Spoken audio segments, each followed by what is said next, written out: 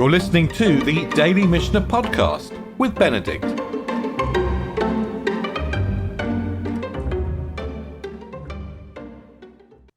Now, we've always said that if there's some uncertainty about the damage, then the damage is split. So maybe some ox is not known to gore.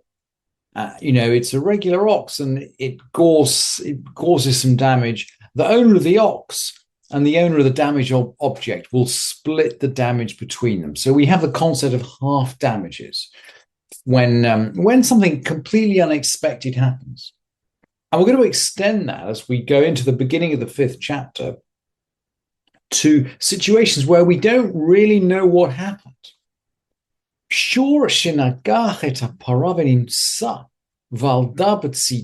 An ox gored a cow, and its young, was found at its side.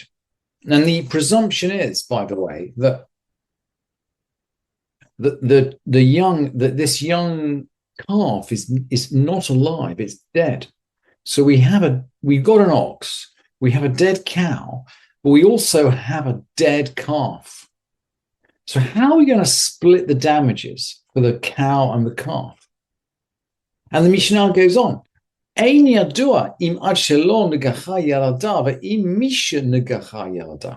don't know whether this ox gored the cow before it gave birth or after it gave birth.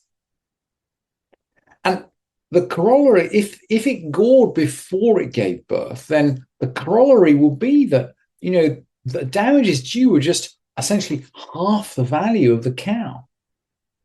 But if after it gave birth, well, the presumption is that this ox not only gored a cow, but it also gored the calf of the cow.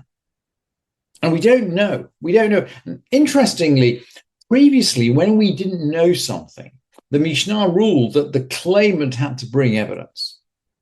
And here we seem to be we're not going to rule that way. The Mishnah is not going to rule that way. It's going to split the doubt 50-50. Mishalem chatzi nezek uruviyah la veled. We're going to pay half damages for the cow and quarter damages for the calf.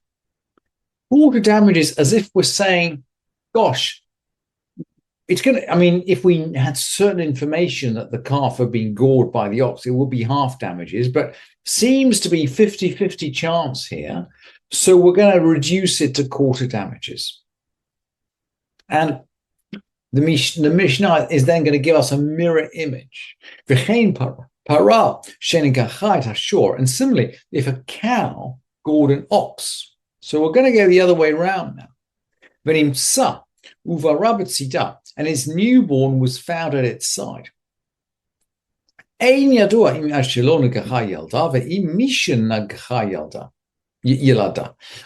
know whether the cow gave birth before she gored or after she gored.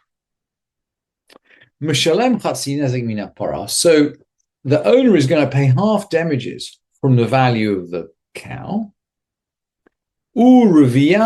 Min havaled, and quarter damages from the newborn, as if the newborn had somehow participated in this goring. The Mishnah then continues with a series of examples about someone who brings his property into the property of someone else. And we've already learned, by the way, that if you bring your property into the property of someone else, you have to be specially careful. You have to take responsibility for what happens. And we learned this in the 2nd chapter, but now in the 5th chapter, the Mishnah is going to bring a number of examples which really reinforce the point, and they're going to be summarized by Rabbi Yudan Nasi, the compiler, the editor of the Mishnah, right at the end. So let's jump into these examples. And just like the Mishnah above, we'll see these are mirror images of one another.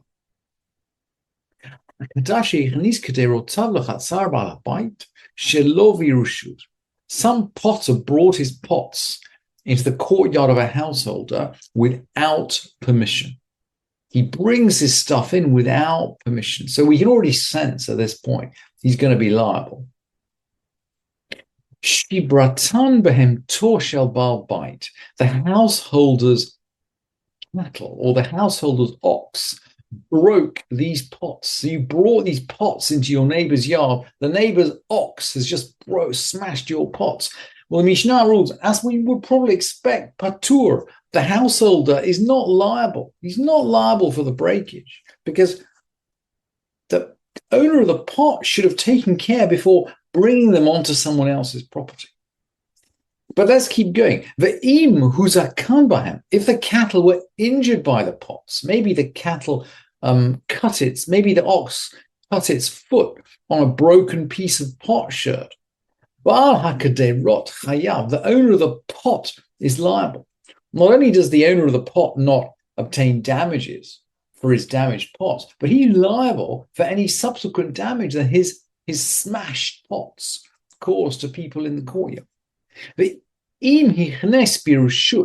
if he did bring them in with permission, Baal hechatzer chayav, the owner of the courtyard is liable. That if he brought them in with permission, the owner of the courtyard is liable for damages. Or at least this is the meaning, this is the plain sense of the Mishnah at this point. And we'll see that Rebbe disputes this. But let's bring in some other examples first. A man brought his produce or his fruits into the courtyard of a householder without permission. Same scenario, but this is no permission, same scenario, but this is produce, not pots. The householder's cattle ate it. Well, we can imagine this straight off, right? He's bringing his produce and he puts it down. Straight away, some ox just hoovers it up, just eats it up. Patur, he's not liable. The householder's not liable. He's not liable for what his ox does if someone just brings food on his property. But if the cattle were injured by it, maybe this is poisonous produce or thorny produce for some reason that the animals who ate it were damaged. Baal hapeirot chayav, the owner of the produce is liable. If you're carrying around food, you're responsible for what happens to it if you bring it onto someone else's property. But if you brought it in with permission, the owner of the courtyard is liable. Let's now deal with a moving object. Someone brought his ox. So we've had the pots, we've had the food. Now we're going to bring an ox into the courtyard of a householder without permission. The householder's ox gored it. Or the householder's dog bit it. We can just see these situations playing out today, actually, in Chevy Chase or in London. The householder's dog bit it. Again, this ox came in without permission, and the householder is not going to be liable. Patur. Nagahul shiroshel bite. Hayav. But if it gored the householder's ox, it's liable. If it gored the householder's ox, it's liable. So there is some liability if you bring a moving object onto someone else's property.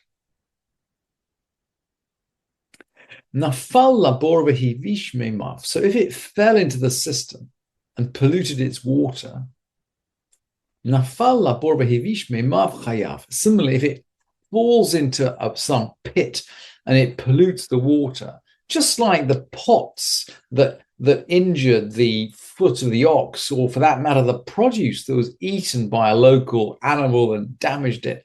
So this ox is going to fall in a pit and it's going to spoil the water.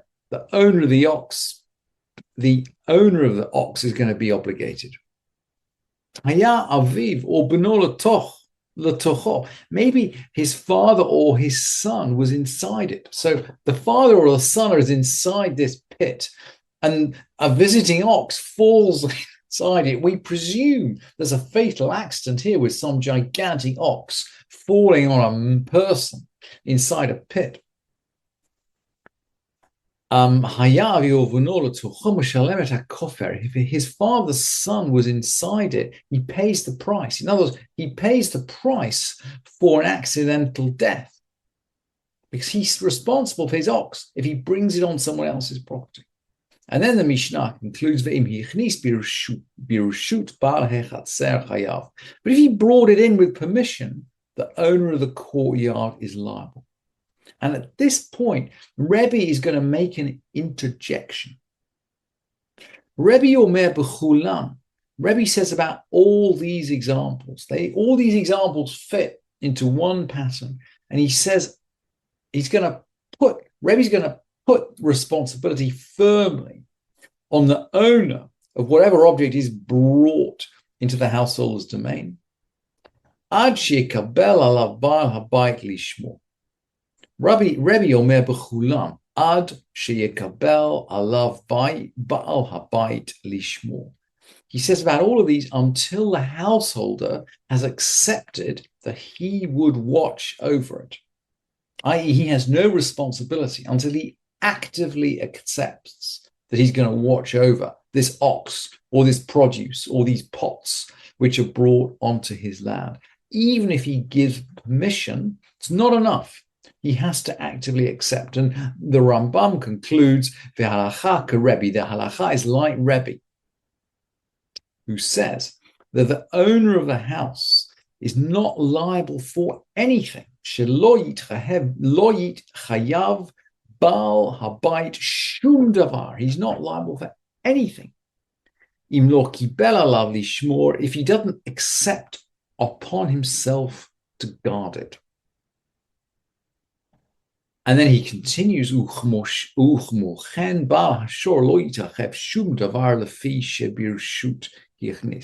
similarly, the owner of the ox is not liable for anything since he entered with permission.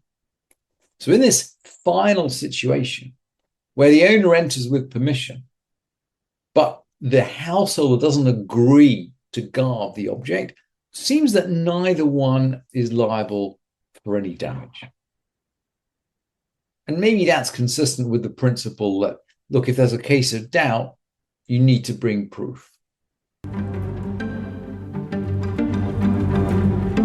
Thank you for listening to this edition of the Daily Mishnah Podcast with Benedict.